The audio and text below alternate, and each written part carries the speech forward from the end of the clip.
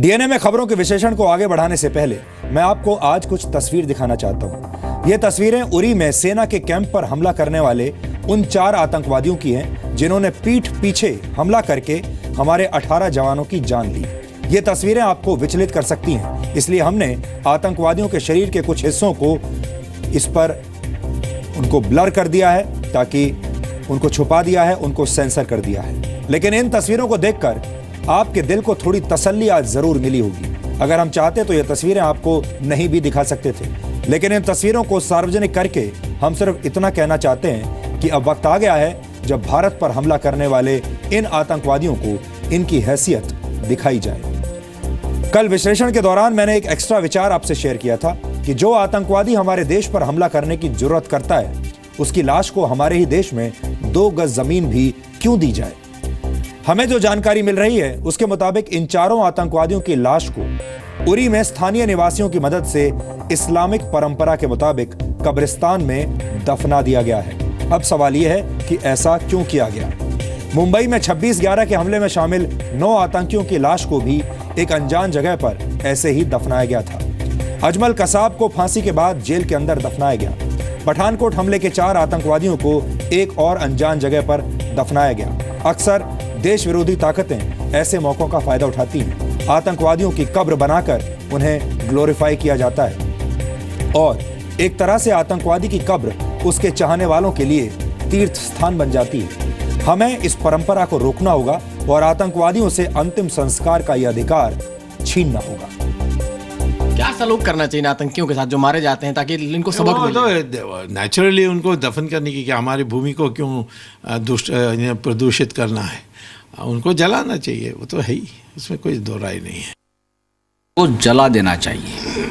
अगर इस्लाम के नाम पर ये जिहाद होता है और जन्नत की बात होती है, तो ये जो सब है ना, उनको दिल्ली में लाकर या पंजाब में लाकर उसको जला देना चाहिए लोगों को। ये कोई धर्म के नाम पर जो आतंक चल रहा है ना, तो हम भी धर्म के नाम पर उसका आतंक खत्म कर देना चाहिए।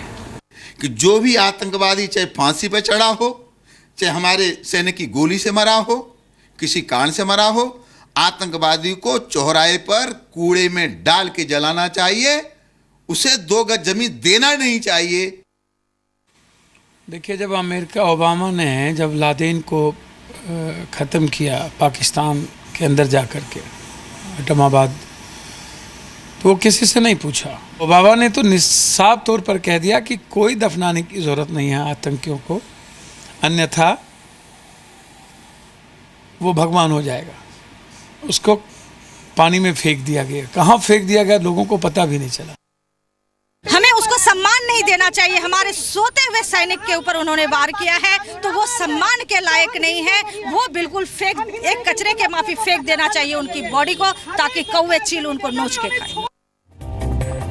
तो जो विचार हमने आपके साथ शेयर किया था वो अब लगातार देश भर में फैल रहा है और बहुत सारे लोग, ऐसे लोगों की संख्या हर रोज बढ़ रही है जो अब ये कह रहे हैं कि आतंकवादियों को अंतिम संस्कार का अधिकार नहीं मिलना चाहिए। आपको याद होगा जब अमेरिका ने ओसामा बिन लादेन को मारा था, तब उसे किसी कब्रिस्तान में जगह नहीं दी गई थी, बल्कि उसे बीच समंदर में फेंक दिया गया था। यानी अमेरिका ने आतंकवाद के सबसे बड़े प्रतीक को अपने देश की जमीन पर कोई जगह नहीं दी। और अगर अमेरिका ऐसा कर सकता है तो फिर हम क्यों नहीं कर सकते। हमें लगता है कि किसी भी आतंकवादी ऑपरेशन में मारे गए आतंकवादियों से धार्मिक आधार पर उनका अंतिम संस्कार करने का अधिकार छीन लेना चाहिए और आतंकवादियों को कूड़े के ढेर के साथ जला देना चाहिए। आतंकवाद का कोई धर्म नहीं होता, इसलिए इस बात से कोई फर्क नहीं पड़ता कि आतंकी को जलाया गया या दफनाया गया। आपने देखा होगा कि आतंकवादियों के शव को कोई भी देश वापस नहीं लेता।